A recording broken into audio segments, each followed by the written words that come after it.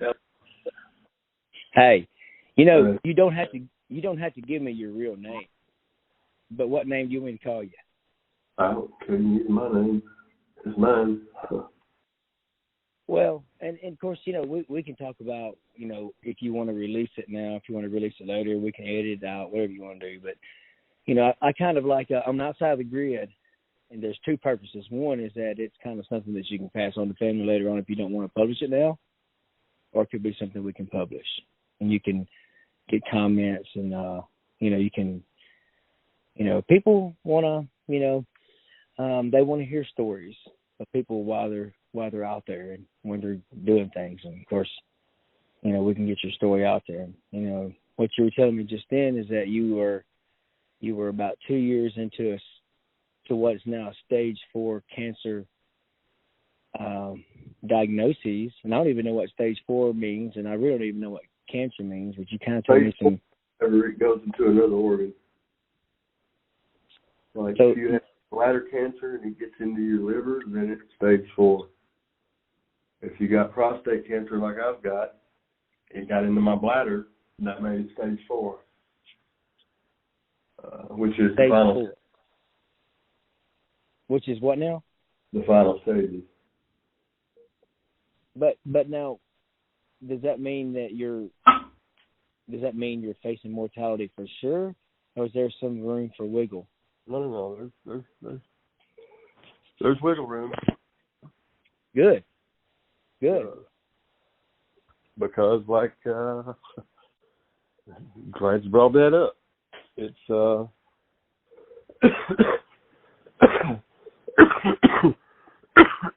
excuse me. I was diagnosed August the 5th with stage 4 prostate cancer. Or actually, let me back up a little bit. I went to the emergency room in Bastrop, Louisiana, and they told me that they'd done a CT scan on me and told me I had a large mass in my bladder. Hence I can't control my pee and blah, blah, blah. So they wanted me to lay there in the emergency room, perhaps for days, waiting on an emergency urologist. So I said, well, how long was that going to take? And they said, well, the last guy waited 3 days. So I'm not waiting in here for 3 days or longer for a urologist, an emergency urologist. And I didn't know anything about urology. I didn't know anything about anything. So I called my sister-in-law, who lives with my mother, and told her the situation. And the next day, she had me an appointment with Arkansas Urology in Pine Bluff. So I go there, and off the scan, this asshole there says, it's cancer. It's bladder cancer. Basically, he told me, you're going to die from it. That's exactly what he told me. And at that time, I had my daughter with me. Goodness. So, right. Well, we're going to go in there and do exploratory surgery. There's scans out there that he had no reason or no fucking reason at all to be doing exploratory surgery on me. I got the best insurance money can buy, and that's a fact. So he does his exploratory surgery on me. After he tells me it's bladder cancer, and I tell my folks, well, it's bladder cancer, There ain't got a whole lot of people out there that care for me, but the ones that do ask, well, how did he know that? He's got no biopsy, no, strictly off of the emergency room scan. I said, well, maybe he's a tumorologist. I don't know. Because he told me what kind of cancer it was, bladder cancer, and blah, blah, blah. Well, so he goes in August 12th and says it's not bladder cancer. It's prostate cancer. And that tumor came from the prostate. You know, prostate cancer climbed out of itself and on into the bladder and made itself a tumor there. And then gathered up all over lymph nodes. And I knew nothing about lymph nodes. And I know now that they're like whack-a-mole. You know what I mean? You whack one and 10 more come up over here. The hell, while you was over here cutting this one out, then he done grew another family over here too. So there you go. Death be on you. So well, it kind of seems to me like when I think of those things right there, I think of it's like setting up new towns and new places. It's growing. Exactly. You don't want it to be doing that. You want that to be stopped. Which now you mentioned that you've already had some treatment, but you're in the middle of something right now too. You know, keep on with your story. You can catch us up if you're not to where you're at now, which I don't think you are. Keep on. Let's just go down the trail with you on this thing. Now, this is not all going with your life. I mean, you've got kids, but let's don't talk about that yet. Just weave in. Story. That's right. It's a bigger story. Yeah. Cancer is the biggest story right now, and I want to. I mean, there's so many people who's going to feel this right here, so I just want to get what you're saying out there for people, because it's you're a young guy. You're my age. You're in your early 50s. How old are you now, Chad? 53? 52. 52. Go ahead and talk to me for a while. Catch us up. Well, and then the diagnosis was wrong. And then this guy doing exploratory surgery on me. I mean, to me, it's like he just took a damn joyride in me. And I let him know, you know, if you cost me 1 minute of my time here, then I'd like to cause you, you know, take a minute of yours for this exploratory surgery you done on me. Because I really think that was a real asshole-ish move. Just to go for a joyride, if you will, through my penis. Took me 2 weeks to get over that, but you know, just to be able to walk better, like I was. So he made an appointment for me to have the scan. It's a PET scan, they call it. And it's supposed to be a scan where nothing can hide from it. Everything's going to be there. Nothing can hide under nothing. Here's what you got, here it is, you know. So I'm asking, well, why haven't we done the scan? Why don't we do this first? You know, and he thinks he's good at avoiding me, but he wasn't. You know, he wanted to talk about castration. And I'm like, what? What's that got to do with anything, you know? Well, your testicles. Let's get a second opinion on that, for sure. Right. Well, right. Well, I mean, when you think of castration, you think of a knife, you know. I did. And but there's an oral way of doing it. Well, it's not an oral. It's it gives you shots in your stomach, and they're horrible pain. I'd rather die of cancer than I had to go through that shit again. The 2 shots, and because they just go on forever, right in your belly. My daughter's sitting there with me, and I'm squirting out tears that I didn't even know was falling.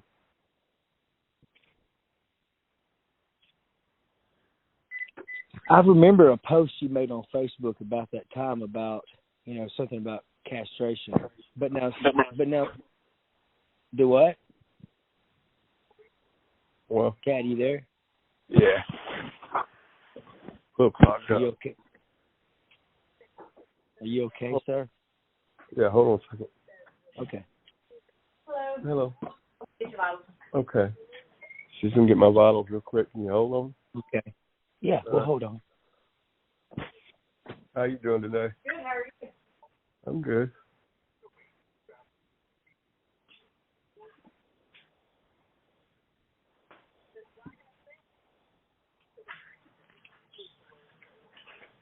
Oh.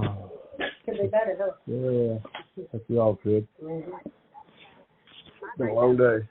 Yeah, I'm not done any of that yet. Well, I could. It's just the whole urination process. I'm just about to request a catheter, I guess, as bad as I hate to.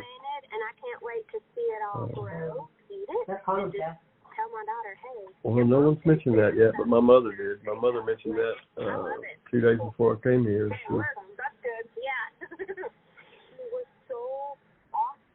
that's got to be better, but with the pain and stuff I was dealing with, at the time, the pain's eased off quite a bit on the urination, but still not having a bowel movement properly. That kind of drive and eagerness, women like that get excited about homesteading, that want to work hard, it's inspiring.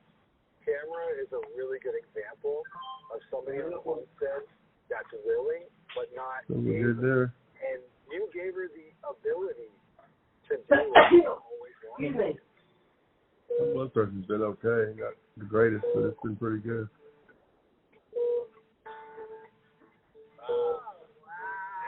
This is a classic design of the boats that ran up and down all of these types of rivers up here.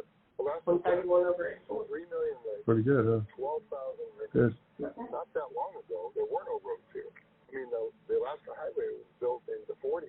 So you want to. Well, thank you. If you need anything, just let me know. Yes, ma'am. Have a good night. I mean, really look at it. Freighter type. Are you there? Yeah, man, that makes it real. That makes it real. Yeah. That makes it real. Jesus, Chad. Jesus.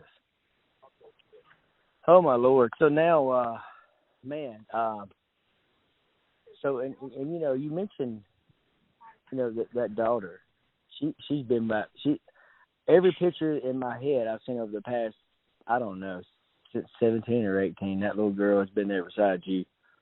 Seems like, anyway. Not that dog. Oh, you had another one there? I got you. The 11-year-old that I have in Pennsylvania is who you're thinking about. God, yes. Yes, that's exactly who I'm thinking about. She's my son's age. Exactly. Me and you had a kid the same age, probably. Yep, there you go. That is, but you had an older one there then, huh? Yeah, my daughter from my first marriage, Samantha. Well, I tell you, one of the saddest things I ever see is pictures of your son out there, too, that pop up every once in a while. Yeah, Cody. Yeah, that's a bummer. I think there were some pictures recently. Was it his birthday recently or something like that? Yeah, what was going on with February 1st. Yeah, I thought so. I knew I saw some pictures of him pop up. And, we've all raised kids, and you're a kid now to your mom and daddy. They're both still alive. So yeah, and they want you to be alive too. I know your mama does for sure. I'm sure your dad does too. But I'm just saying, your mom, I know she does. I think I saw a picture of her with you there the other day, didn't I? Or was she near you or something? Yeah, right. Yeah, that's who I live with now. Well, anyway, so now dive into to me with this, because you've always been a young, I say young, you've always been a busy, virile man out running around. You've been married, you've had kids, you've done this, you've done that, you've worked all over the place. You mentioned Pennsylvania. I get that you spent a great deal of your time there. I know you've been in South Arkansas some, because that's where I met you. I know you've been in Louisiana some, probably. Yeah. Been all over the country. My dad was in the Army in the first half of my life, my childhood life. And then he moved us to Hamburg and was going to, or went to Turkey, the country, for 3 years. Wouldn't want to be there right now, though. Huh? No, it was terrorist time then. Well, right now it's earthquakes. Anyway, go ahead. I don't know where you wanted to. We were talking about cancer and shots. Well, that's why I want you to go was back to that, because what is that? You mentioned, but no, we're getting a bigger picture of you too. I mean, you're not some guy that just grew up in one place and you stayed there forever. You're a guy that's been around. You've had a professional career. You're an electrician. You've worked on big jobs, had beautiful installs. You're a guy that's, you're not just some guy that just woke up one day and, you're a guy that's lived life, out everywhere doing everything. You're an explorer. You're an outdoorsman. You're an artist. I think that kind of runs in your family. You have at least 2 kids alive. What? 4 alive. That's what I'm thinking. And then one that's passed away, Cody. And then now you're going through this thing here. But now carry us back to the here and now, or the recent here and now with these shots and what that means, Chad, because I don't even know what the hell. Is that like a chemical castration? What are they trying to do with that? That's exactly what it is. Tell me about it. And you can get them for the 3 months, a 3-month shot or a 1-month shot. And, well, they told me at Arkansas Urology that how imperative it was to be there for don't miss this appointment for the shots, the second round, the third round, and so on. Well, they called me after they gave me the 2 shots, and man, the pain is horrible. I mean, it ranked in the top 5 of the worst pains I've ever had, and they stressed, over and over about not missing the appointment. I was like, I won't, because if you miss that appointment, the second round, then you had to get 2 shots instead of 1. Because after the 2 shots, it went to a 1 shot a month. All right. Well, you can bet your ass I told him I'm not missing, because I'd rather have an ass whipping than go through this again. Matter of fact, I'm not going through this again. And so when it come time, they're close to time to have the second shot, which would have been month 2. They get a hold of me and say that the lady's not going to be there that gives out the shots. I said, do what? And they said that she had court for jury duty. And she couldn't be there to give me the shot. I said, well, as big as Arkansas Urology is, she's the only one that gives those shots out? They tried to hee-haw me about that. I mean, that place is the biggest fucking joke to me. I don't know why they treated me the way they treated me, because they made an appointment for me to have that scan. And when I show up for that scan, me and Samantha did, they just keep hee-hawing. The doctor did now. Not his staff, the doctor. It was like he was trying to cover up for someone as why we weren't having that scan. And we were walking out of there, and I asked my daughter, I said, is it me, or was he trying to be evasive, or what the hell was that? She said, I don't know. Yeah. Well, we get out and talk to the receptionist and about an appointment. I was like, well, I mean, who knows if that'll, be true. And she told on him on accident. And what it amounted to was that I describe it as writing a fucking hot check. You gave me an appointment, but now after I walk out the door, you've got people to haggle and fuss and fight with my insurance company to get them to approve you monies to do that test. You ever heard of that? Well, arguing with insurance companies.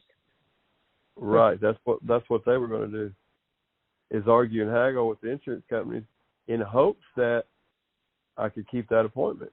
But then when I show up for the appointment, he's being argumentative and very unprofessional, if you ask me. Why wouldn't you keep me in the loop of my life? You know what I mean? Why didn't you just say, hey, we're going to haggle with this insurance company. We'll let you know as soon as we get an appointment. Instead of making an appointment with me, I'm talking about a life-altering appointment here. And yeah. I got you. Keep me in the loop? That doesn't sound fair. No, he's not going to keep you in the loop because it's about dollars, you know. So, yeah, that's a bummer. But this is not the first time I ever heard this stuff, you know, like, you know, anytime. Huh? It was for me. I never heard shit like that. Well, you know, you hear, well, you go on with your story, but I'm sure that, when I say your story, I mean, you know, I mean your existence, because this is you know, this is a person's life. It's an experience. This is real. This is, you know, a lot of times you see things that are thrown out there that are jokes or whatever, but you know, this is a real person I've actually spent time with that's going through this stuff. So, okay, so now, but this let's go back to these shots to the belly. So you had that one thing, and then you got denied, and then did you ever get the other two shots? The one shot. I mean, what happened? Tell me. All you do is you get the first time you get two shots. I got you. One on each side of the belly. What it is the shots, come to find out, are they need to go into something fat. I got you. Me not being fat at all, only place that they could shoot me was in the belly. What's they say? Yeah. All right. And it wasn't long. I was done with them. I mean, they diagnosed me wrong. Had me telling my folks wrong. I felt like a fool for even telling anybody that I had bladder cancer because I didn't know why. You know, how do they know that? Well, I don't know how they know that. You know? Well, and like you said, that PET scan would have made more sense before him doing the horrible things to your body, to me. Right. Exactly. You know, something less intrusive. So, like, if you Right. want to start somewhere, let's start less intrusive and look, and then let's, you know, after then we can go in there and exploratory surgery after we've had some PET scans or CT scans or something, in my opinion. But I don't know. But now, so you left there and you went to another facility, or? Well, I had dealt with waiting on this scan to be approved and being lied to. If I can't trust you, then I don't want you in my body. Does that make sense? Well, I mean, yeah. I mean, from every human and man and woman ever alive, yeah. You know, right. Exactly. For sure. And this guy sitting here lying to me, you know, and all he wanted to talk about whenever I'd bring up the scan is he'd go right back to the castration. I said, look, you ain't picking up what I'm putting down here. You're not fucking working on me anymore until we have this scan done. You know, something that should have been done from the get-go. We shouldn't even be having this conversation because you should have took a different route. I'm just a dumb old electrician, you know. I don't know anything, but I know this. I know you ain't fucking working on me no more. We're done. You've lied to me. You misdiagnosed me. Everything about this was just nonchalant, gives no fucks on your end, you know. There was no fucks given. He didn't care about me. He couldn't even look at me when he talked to me. You know, the third sentence out of this man's mouth was, "It's cancer. It's bladder cancer." The third sentence out of his mouth upon meeting me. Now, how's that for bullshit? There's not very many, what they call it, bedside table manners. Bedside manners. Well, these folks up here's got it, my God, and they're on their game here at UAMS. Everybody, all the way down to the people that clean the room, all the way up to the surgeons, they've all been as good as a person can be to another person. But now, obviously, you're not giving a glowing recommendation to Arkansas Urology for sure. No. Look, they finally get the scan. You know, I've never gotten any report from that scan. Not a one.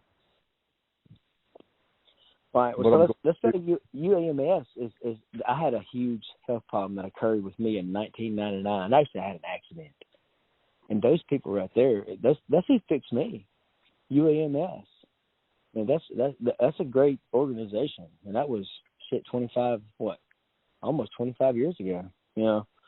So what's next? I mean, you're having what is they could though? What about the you never did have the shots to your belly or no? I got the first two shots. Okay. And come time for the next shot, they send me or call me and say, the lady's out. She's not going to be here. I said, I have to have these shots, lady.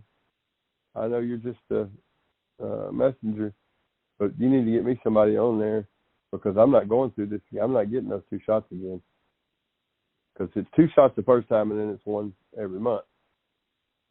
Well, when it comes time for my second go around, this lady's gone. She ain't going to be in. We don't have anybody that can do it. Really? You mean to tell me there's nobody up there that can do them shots? As many offices as y'all have scattered out through Arkansas, she's the only one that can give that shot out? I find that hard to believe. And it come time, and I told the lady, I said, well, you need to get somebody on here that gives you commands and details on what your job is. And she gets me somebody else there, and they say, well, there's nothing we can do. Just wait, and I can get you an appointment 2 weeks from now. And I said, 2 weeks will be too late. That'll be past the time. I'm supposed to have it every 30 days. If I, miss. And that's because these people were so strict about don't miss this appointment, don't miss this appointment. Like I had missed any before. I don't even know y'all. But okay, I'm not going to miss it. You can count on that, on this shit. I'm definitely not going to miss an appointment. So then when it comes time for me to get it, then they're going to miss the appointment. I'm like, no, I got to have this because I'm not going through this shit again. Y'all are, you made sure that I knew how serious it was. Now y'all are trying to act like it's not serious. Especially because you just give me an appointment 2 weeks past the time it's supposed to be. So I called my daughter and told her about it. I was discouraged. I was ready to lay down and die anyway. And I called my daughter, and she called up there.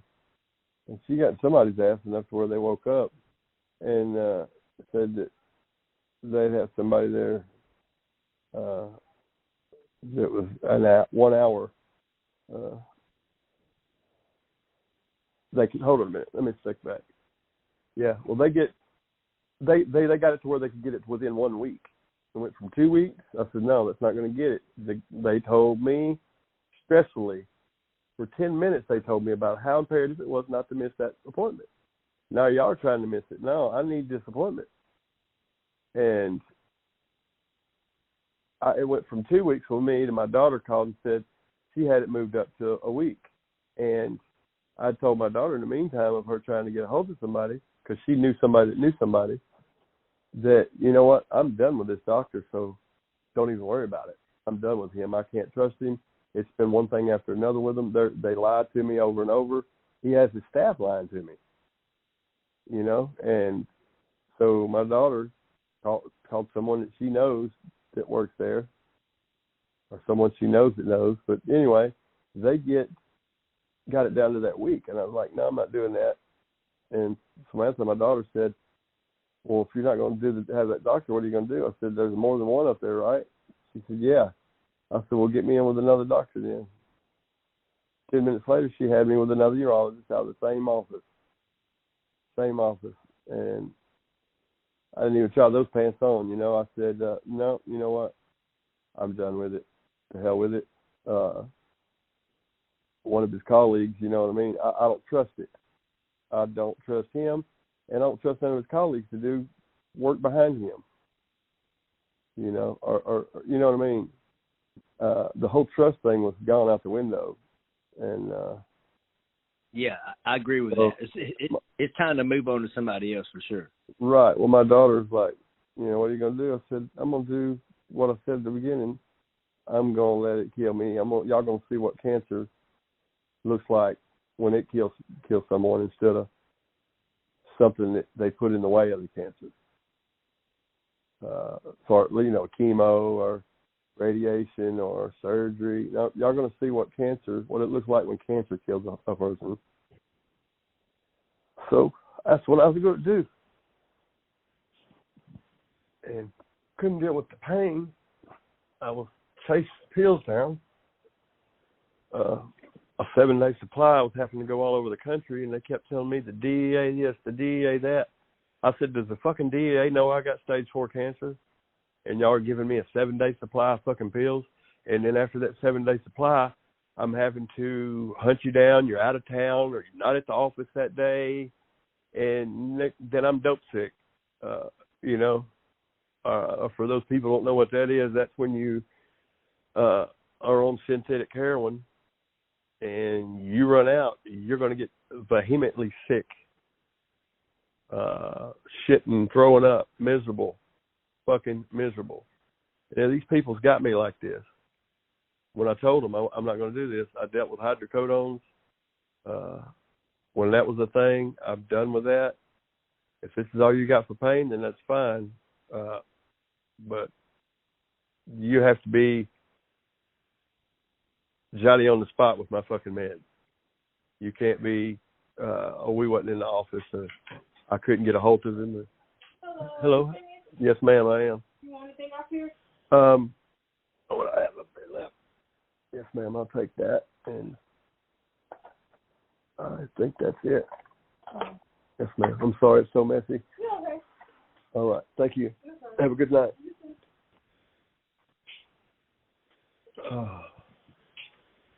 So they were I fired them. Told them to take my name off their shit. Yeah. Off the list of any appointments that they may have made that they couldn't keep anyway. Just forget my name. So I talked to the FMCP lady about a scan, the PET scan that they requested because they wanted to know what it said too. They paid for it. I never knew what it said at all, and still don't. So she tells me, she talks and she heard my sob story, if you will. She cried with me also about the raw deal, incompetent people I was dealing with. And I said, you know, she had said her husband had prostate cancer and he'd beat it, and had a brother that didn't make it, and she knew some of what was going on with the making appointments and then not following through with them because shit didn't go down like they said, you know. She knew about that and she filled me in on it. And like I said, this woman was so empathetic and trustworthy talking to her. You could tell she was an honest person, and I felt that, and I asked her what would she do, and she said, "Well, I can't give you, I said, I just want your opinion as a person, not as the lady on the other end of the phone. That's my insurance company. I want to know what you feel like. What would you do?" And she asked me, "Did I smoke pot, marijuana?" And I said, "Yeah." And she said, "I would keep smoking, and I just ride it on out, just naturally." I said, "Well, that's what I had in mind anyway, ma'am. Thank you for being honest with me, and you have a nice life." And that was that. So my mom, she didn't like that idea. But I told her I need something for pain, and that's it. That's all I need from a doctor. And I don't have to have that from him. You can buy pain pills on the street, So I go to her doctor, Dr. Highsmith there in Sheridan, to see about getting some pain pills on my ride it out plan. And this man saved my life, really. And pretty much begged me to give it one more chance. And he said, "I'll take care of your pain. You shouldn't have to chase pain meds down because you ain't been on them long enough to abuse them. You're just getting started, And he wrote me a prescription for 120 Percocet, and recommended me to Carthage Cancer Unit, and wanted me to go there, so I did. Immediately these people make me feel good, better than I'd felt about any medical personnel, and said, "You're not going to have to chase the pain meds down here. We know what you got. We're going to make you comfortable, and we're going to try to fix you." Okay. So, and at the time, all I cared about was just to get me some pain meds because I was going to take me a walkabout and not come back,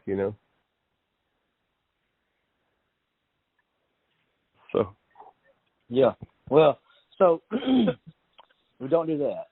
But now here's the deal though. So like with pot, is pot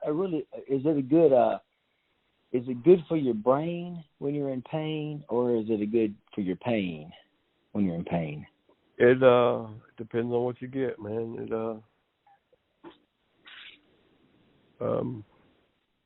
You can get it for your head. You can get it for your arm. You can get it for whatever ails you.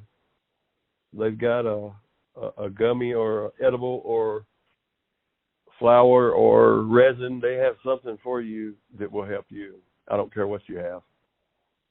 If it has to do with pain, marijuana will cover you. I believe that. And it's not because I've been a smoker all my life, because I have dealt with pain before when I had hand surgery after hand surgery. That I dealt with a different kind of pain than what I am now. And the kind of pot that I was on then was not good for my hand pain. It intensified it. And, of course, I didn't need that. That's a big resounding no. If it exacerbates the pain, we do definitely not need that for sure. Yeah. But right. but I think that's a bigger point though, is that you just can't go up there and just get any random pot. I mean, you have to really know what's going on with it. Out of the corner and get your pot that you've been getting from your buddy, that's been selling pot since 6th grade. Don't think you can go down there and what he's got is gonna help you. Because after I got my medical card in Pennsylvania, medical marijuana card, I was happy. but the only reason I got a medical card was because I had girls in cheer and basketball, and we were always at the school, some kind of school affiliation. And I got it because I didn't, I never just smoked weed in front of my girlfriends, but they all knew I smoked weed. I didn't hide nothing from my kids. I think it's bad to be dishonest to children any kind of way. And that even being said, like there's a Santa Claus. I let mine believe that shit long as whatever woman I was with at the time, because I'm not a fan of the whole Santa thing. And it's probably from being dirt poor, thinking that Santa's going to make everything all right type shit. You know what I mean? Well, I personally, I know exactly what you mean. Well, I mean, you had a little more. You had a little more than the rest of us poor little bastards around there, Yeah, but it ain't enough to count, bro. Trust me. Well, it was then. Well, I was the only kid. Right. Well, for whatever reason, I'm just saying, some of us had it better than others. Well, but I worked for your dad for years. I was appreciative for that. But now my dad was also a Vietnam veteran, and that's it. My dad, he could not handle. He wanted more kids. He loves kids. He loves you. He loves Danny. He's a good this man. Guy is. But now let me just tell you though, I'm blessed. So get that out of the way right there, and I know you're blessed too, because I know a little bit of your story. You've been Chad. You've on the bright side of Chad, you growing up, you were an attractive, and you've always had all, you know how to talk. You're a smart guy. I grant you, your fucking IQ is what, 128, 130 something. What is your? Have you ever measured? Don't even answer that question. But I guarantee you're a smart guy. I'm sorry, I hit the button by accident, man. But I know this, is that you said a little bit ago, I'm a dumb electrician, but first off, I've never met a dumb electrician, ever, number one. Number two, I know you're not a dumb motherfucker or electrician. Yeah. Or any of that. I know you're a smart guy. And, like I said, I've kept up with your photography over the years, and, oh, my God, going back 7, 8, 9, 10, 12 years, I see memories of you popping up. Of course, I Photoshop a lot of stuff with donkeys and all that kind of stuff, just to acknowledge the people I admire. So, anyway, I like, you've turned me on to some history of Pennsylvania, and of course, you got up there because of, it was work and family and all kinds of things going on for you up there. And but now you're back here, and you're so catch us up.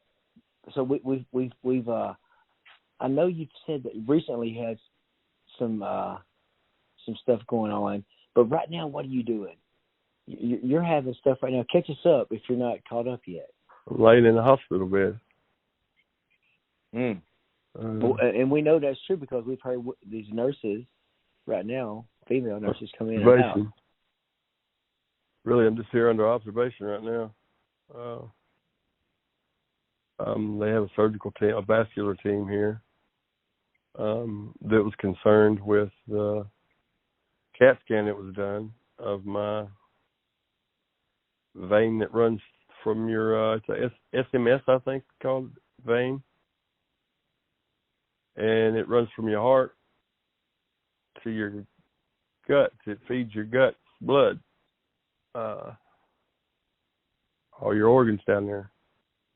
Well, it's where they described it. The lady drew a circle inside of a circle.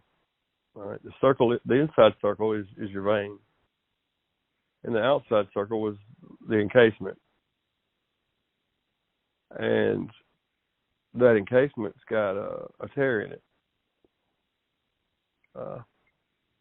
It's not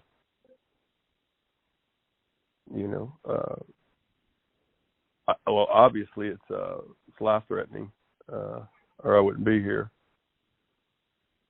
Because if that tears, I bleed to death on the inside pretty quick.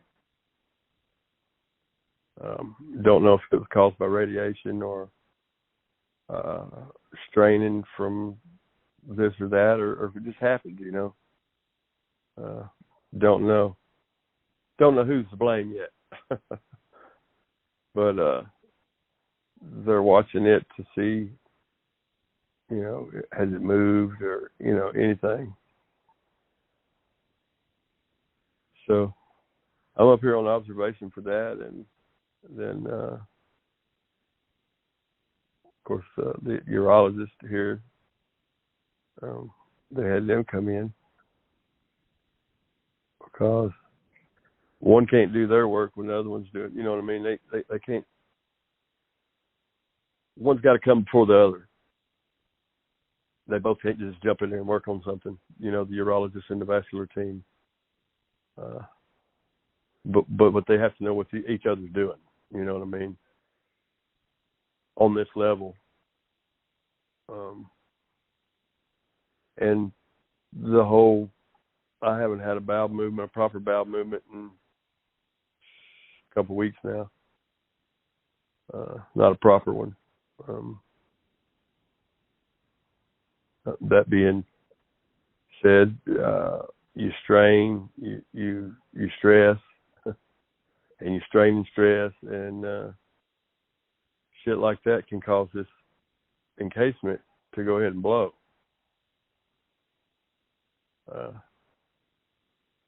And that's what they're worried about now. There's absolutely nothing fun about anything you're describing right here. And, of course,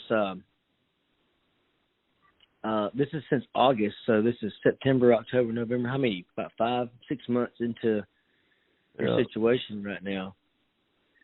But now I just live with my uncle, and he passed away about a year ago. But now, see, he didn't pass away from the cancer. He got past all that for 4 or 5 years, and I think emphysema got him or something like that because he was a lifelong smoker. But it's the thing of it is that today we live such long, beautiful lives anyway, compared to if you think about the past. But you never want to say goodbye. I'm blessed every day, Chad, because I know that I never anticipated living over 30, and every day over 30 is a blessing for me in my mind. But you just never know. And of course, one of the conversations you and I had tonight was that there's still hope for you. And of course, that conversation was not recorded, but I presume you have some kind of a positive, outlook. I mean, you have a timeline and maybe a plan B, of what may go on. But I mean, this to me, either way, sounds like one of those Tim McGraw songs of like "Live Like You Were Dying." Right now is if there's ever been a moment to breathe and enjoy every breath. I mean, does that cross your mind? I mean, is it to you that stage, or you don't? Just tell me about your brain. I was done. I was get terminal cancer. It was the best news I'd had in 2 years. Sounds fucked up, doesn't it? You got to explain that. Yeah, you got to explain that now, Chad. Well, I was starved for affection. I'd been dealing with it for several years, and dealing with her and trying to get her to, because we were affectionate people, and she just started pulling away from the affection. Every chance she got, she'd pull away. Well, I said, well, if she ain't giving me the affection, she's giving it to somebody because she's an affectionate person. Well, She wasn't. Or I don't think she was. And next thing you know, she's hollering some guy around. That whenever she called his name, I recognized the name. Oh, when I said something to her about it, it was, oh, he's like a brother to me. And well, we've been together 9 years, and I ain't never met him, so it can't be too much of a fucking brother, you know. He needed a ride, he needed this, he needed that.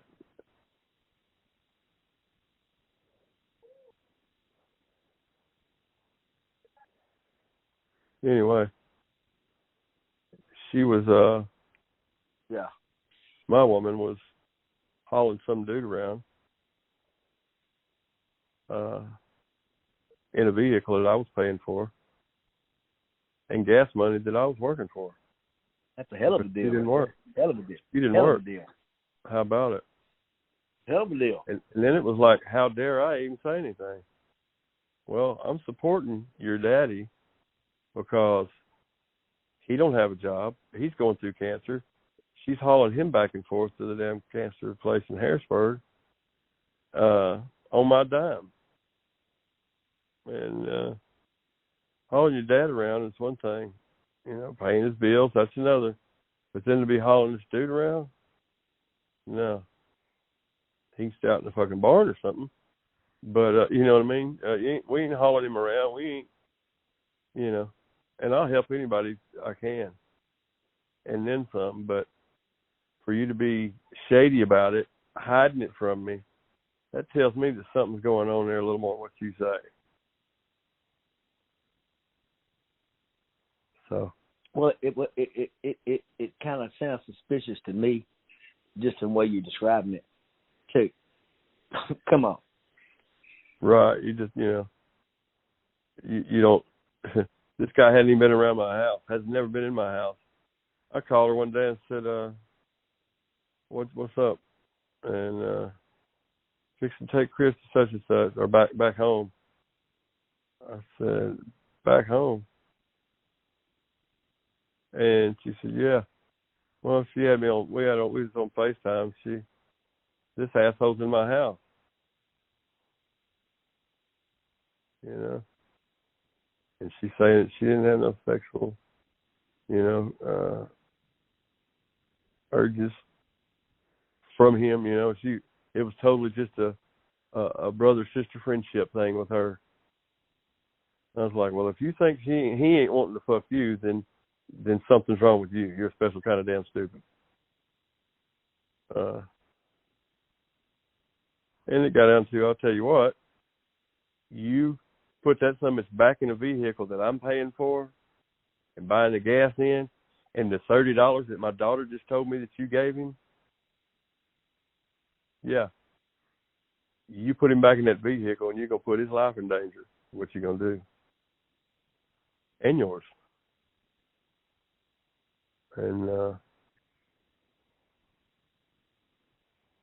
she didn't stop.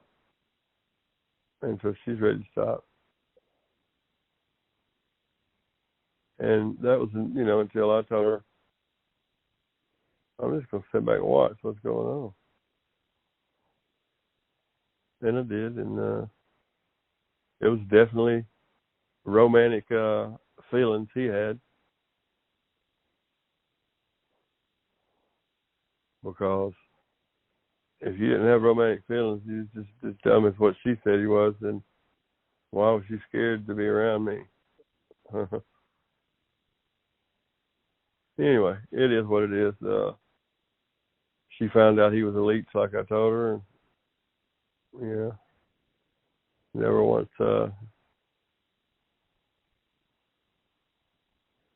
let me know that, you know, I was right.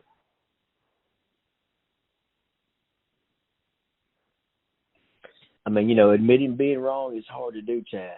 Even for me, it's hard for me. In fact, I don't know if I've ever done it. Huh? Can you do it? It ain't for me, yeah. Yeah, I'm honest with myself.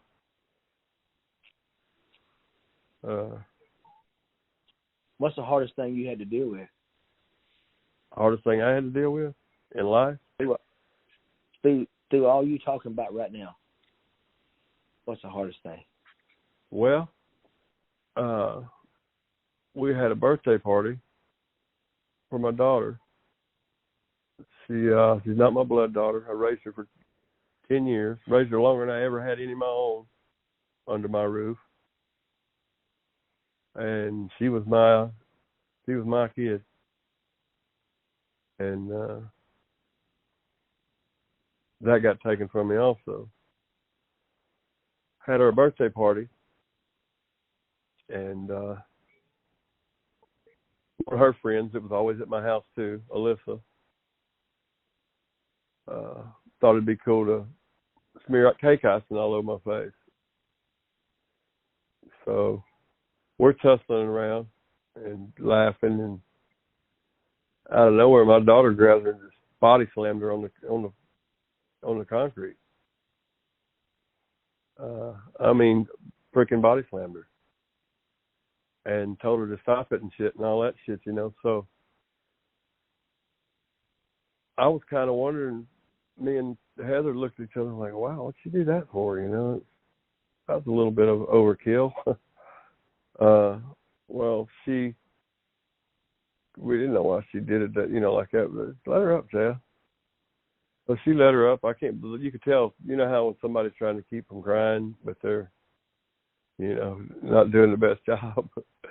That's what this kid was doing. And, she ended up getting up and putting her hands in my face and shit. And there's play-by-play picture, that it wasn't a romantically dirty or, if you will, gesture, but I licked the icing off of one of her fingers, Nobody thought anything about it, except for my ex-mother-in-law. And she didn't say anything at the party. She stayed to herself anyway. But she somehow got Alyssa's dad involved, and talking about how wrong that was, and like I was out after little girls type shit. And I just kind of laughed that off. Anybody that knows me knows that's the bullshit. I'm just the opposite. I'm the one that's got 18-year-olds that are still virgins. You know what I'm saying? Not just my own child, but that child. And she was head of she was captain of the cheer team. And this girl, Alyssa, and Amanda, who did practically live with us, went to Florida on vacation with us, went everywhere with us. She was part of our family. And this old bitch of a mother-in-law turned every one of those children against me with the law. And it went from me being almost me being a child molester. It was inappropriate behavior. Well, when I got wind that anything might be happening, I lawyered up. And because this is everything totally against what I am. And I'm going to nip this right quick with the best money can buy. Because at the time I had plenty of money. I won't say plenty, but I had enough. I thought I was doing good enough with the lawyer I hired. I wanted me a pit bull that'd run out there and grab a hold of the first thing and just dismember it real quick before anything like that got started, because this is my life. I got to get this fixed. And I never got picked up by the law, never got questioned by the law. And if you tell the law anything to do with a man messing with a kid, they're on that shit. You're coming in for questioning, and chances are you ain't leaving. You know what I mean? You're going to prison. They never even come pick me up, never come to my house, no, never shit. Well, the lawyer I'd hired, she said, come in. Hey. I got your meds. I'm Courtney. I'll be your nurse tonight. Okay, well, how many do I get? How many nurses? No, how many nurses do I get? Just me tonight. Oh well, I had her. You brought the code with you. JoJo. Who is she? JoJo's a tech. Okay. Yeah. All right. So do it. All right. Let's see in your armband real quick. And then I've just got the prednisone. My nightly prednisone. Yep. And what else? Muscle relaxer, and then a shot of pepper, which is just listed. Man, how many of those do you get a day? I think you should be getting those every 12 hours. Oh yeah, I knew it was 2 a day. They suck. Those are shots for your belly too, Brad. Or your arm. It's got to go in the fatty, something fatty, and I don't have nothing fatty, so they go to the belly. Ooh, there's nothing fun about belly shots, I'm guessing. No, well, these right here, just as quick as you feel a stick, it's over with. But those, the castration belly shots are horrible. What does just that about mean anyway?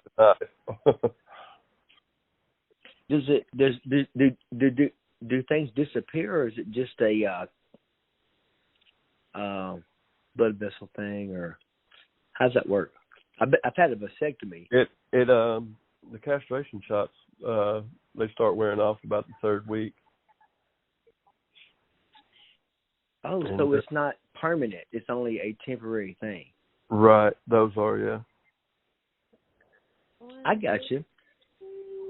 Done. She's done, man. She's one of those that sticks in counts. They're counting the sticks, not on together. Yeah. That's good.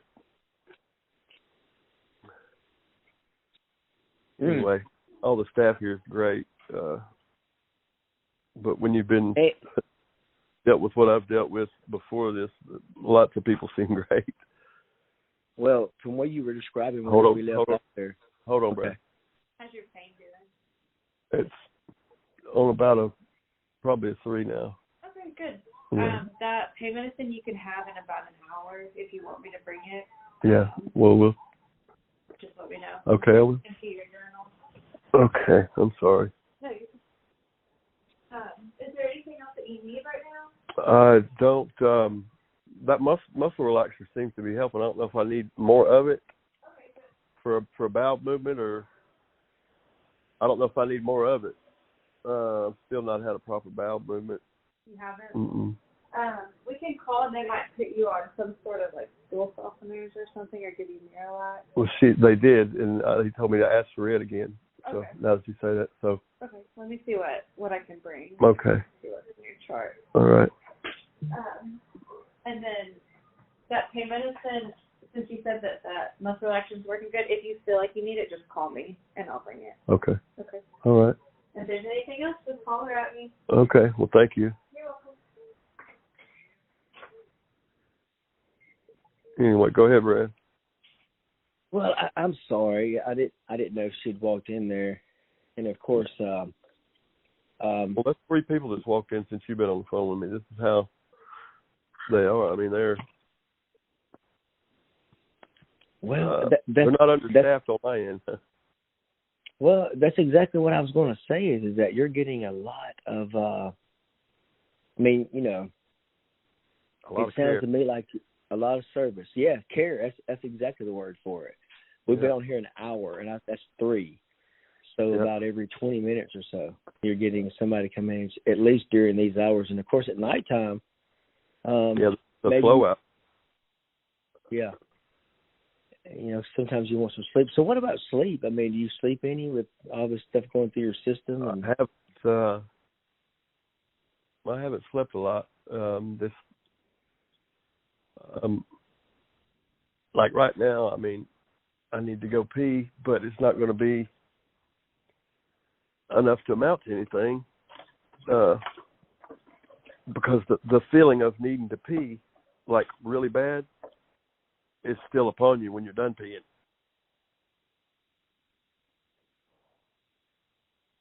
Well, so let's look from, you know, right now you're under observation of where of this vein, and of course I'm sure there's other things going on as well. But when this is done, let's just say everything heals up with your vein and it's where it needs to be at. What's the next couple of weeks looks like for Chad? I mean, what's going to be going on? Are you going to, I mean, just in terms of your medical stuff, but now there's a whole other story going on in the background there, because, I mean, that's a huge story you're talking to me about right now, because I feel like I'm on an episode of Moonshiners or something here. There's this backstory thing going on here. We're doing this big project, and, it's about life or death and money and whatever else, but in the background we had this other stuff going on.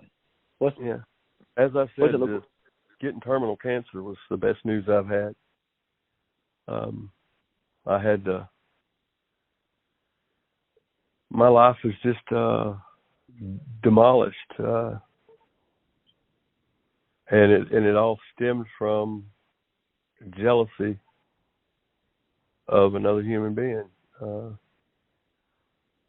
And jealousy's a real nasty person, man. They'll do anything to you. Anything. I mean, like I said, my life was destroyed over the jealousy of one person. And then the jealousy of when me and Heather split from her, because Cassidy, sweetie, she was a mama's girl and a daddy's girl too. It was a split, and then when it come time to split the child, then the lies and the lies to the courts and deceit and trying to portray me as a person that I wasn't, and bringing up my past from 10 years ago, and when I did do drugs, and just the whole rigmarole. My life was destroyed over a jealous person.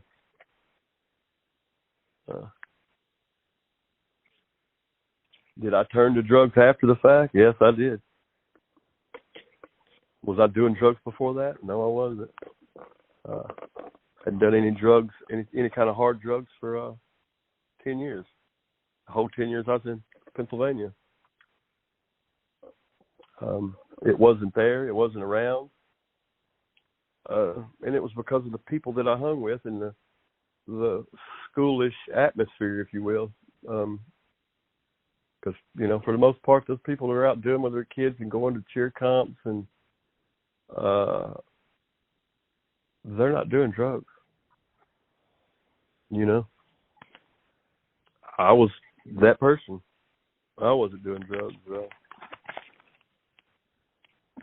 When you say drugs, I mean, when I think of drugs down this way, I think of like either heroin or synthetic versions of it, or the pill versions of it, or meth. Methamphetamine. That's your drug of choice? No, I wouldn't call it my drug of choice. I didn't choose it. I got you. You know what I mean? Oh, I understand. I understand. Marijuana is my, if you want to call it a drug, my drug of choice. I don't even think marijuana is. Well, it's a medicine for sure. Maybe a drug if you use too much of it. Right. But I don't know how you can use too much of it. I mean, you can. You can do like I did and think that once I got my card, I was just using the cartridges that it's got a little battery stem that looks like a pen, and I was using those, and because it was convenient. No one knew you was doing anything because you couldn't smell it, and but I thought, I'm going to get the higher I can get as far as the THC, the better off I am. Wrong, because there's ingredients in marijuana that I have to abide by, because limonene and terpenes, and you got all different kind of enes in the marijuana, right? Well, the limonenes and the terpenes, if they're not just right, then I've got homicidal thoughts. going on in my head, and then suicidal thoughts also. And I've never that been doesn't surprise me. You know, that stuff is not for everybody. Specifically, in the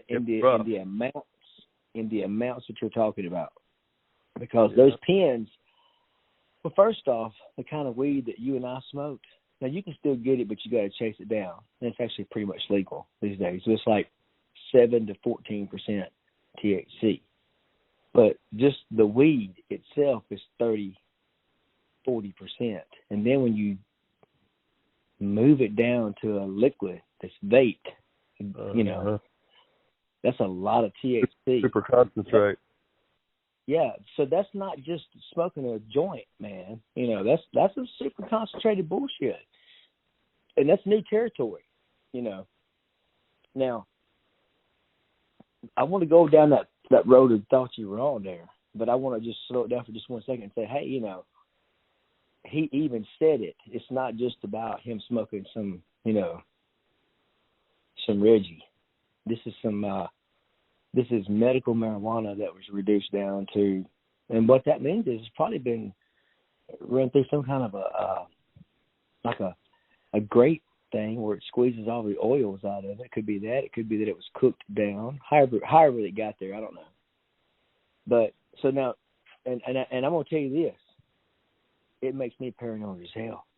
I worry about shit that does not even exist, so I could understand how it could change people's mind to do other things. Tell me about what you're talking about, though. Well, I mean, I had got a 92% THC, and just a little bitty puff, man. My whole face burned, and you know, of course, instantly I was high, but it was not where I wanted to be. And man, I sit there and I'm already going through a really bad time, right?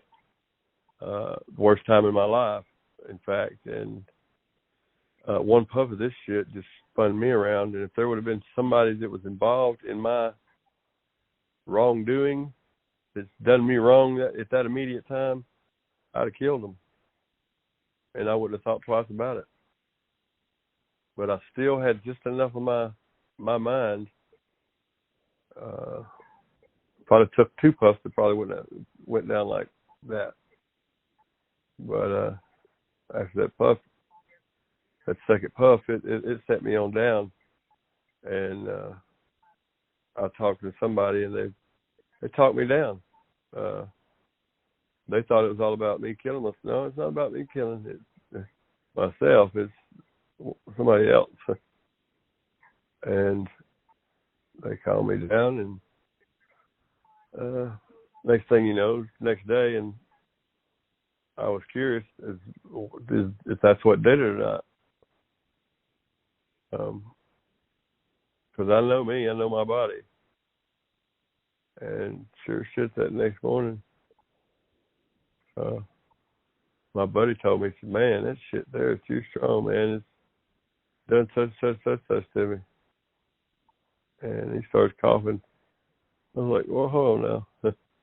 Let's talk about this some more. So we did. And it took me another 2 times to prove to myself that it was definitely the potency and the buildup of that particular strain. And that's when I talked to the pharmacist about something ain't right here. Okay, so that's interesting right there, because I know that there's a lot of places that were at one point in time were selling that D8, which is like THC D8 as opposed to D9. But that wasn't what it was. You're just talking about high potency. You're not talking about these, you know, processed down versions of it, which is like a D8. So but now, and I agree with that. And let me tell you this right here too, is that just because pot fixes a lot of us, and like with me, I'm the type of person that I'll take, you know, 3 or 4 bumps in the morning, 3 or 4 bumps in the evening. I'll smoke less than a half of a joint all day. But it's, you know, it's nice stuff. You know, it's a good medicine. Now, I could abuse it if I were to smoke 2 or 3 J's a day. I'd be walking around in a total obliteration. You know, and I've done it. Don't think I haven't. You know, but now it's a good medicine if you treat it right. It's like any medicine, like alcohol. I love bourbon, but I got to be careful with bourbon. You know, because bourbon is delicious, and bourbon has big stories to learn about it. You know, alcohol, you know, I mean, I'm like, I'll go, oh, but this came from this distillery, and this one came from that distillery, and this is barrel proof, and this one's that kind of proof. And the next thing you know, I've got to drink, you know, 5 gallons, and I walk around going, I tell you right that, I'm not, you know what I'm saying? So, has drinking ever been your thing or no? Oh yeah, I was alcoholic for. What does that mean?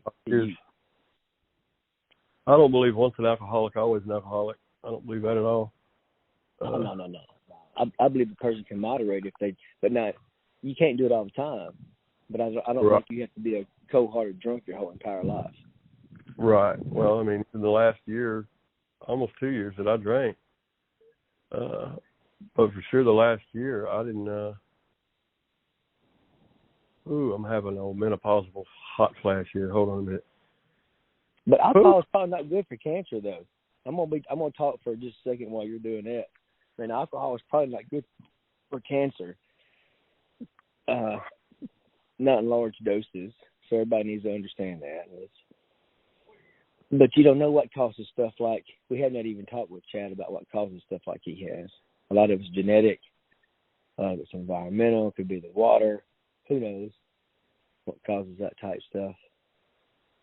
But he'll be back with us in just a moment. I think I heard him there. Yeah, I'm here. Having a menopausal hot flash. I didn't touch on castration shots.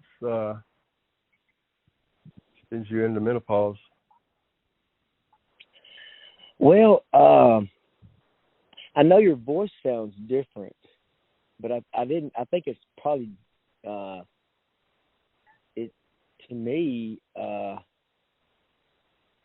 No, I guess it sounds. I don't know. I guess it sounds like Chad, but there's a little bit of something different. You know, I know there's seasonal variation with me. I don't know if you can tell that we're not with this, but you may be getting supplemental type shots to help you maintain all your testosterone and stuff. Is that happening or no? Well, what it is prostate cancer. Well, testosterone, your testicles produce 98% of testosterone in your body. Right. All right. Well, testosterone, if prostate cancer is like a coal there, just glowing, testosterone is like sticking a fan on it. And it sends it flame. So your own nuts, my own nuts is what's caused my cancer to be what it is. You shouldn't have been such a virile motherfucker. I guess so. Maybe that's it. I guess so. Well, but now, so it's flaming out there. But now they got this stuff under control. I mean, this is the best time ever to live. If you're gonna do some shit like have cancer right now, is a good time to do it, as any, so far anyway. But now I guess you're going through treatment right now, too, aren't you? In terms of any radiation. Radiation treatment? Yeah, I just finished my 5th week. I mean, how many times a week does that 5 weeks do? Just once? 5 days a week. Jesus Christ. So you're living on campus during that time? Or are you driving back and forth? No, what are you doing? 5. You were driving? Yeah, I drove myself every day. I got such a loving family. I don't know if you got one of those shirts with a big S on it or not. We need to get you one of those. Jesus Christ. So you're driving. You did that. So how many times is that? How many weeks? 5? 5 weeks. The 25. Jesus. Yeah. drove myself every day and went alone every day. So then you do all that, and so you just finished that. And so what is radiation? Tell me, that's not chemo, is it? That's not the same thing. Radiation burns. And that's what kills cancer, doesn't it? Or no? Yeah, it can. It can. Whoa. Oh, I hadn't pooted like that in a couple of weeks. Well, you show out for us. Hey, do it live. Off here, bro. All right, man. We'll tune in tomorrow or something.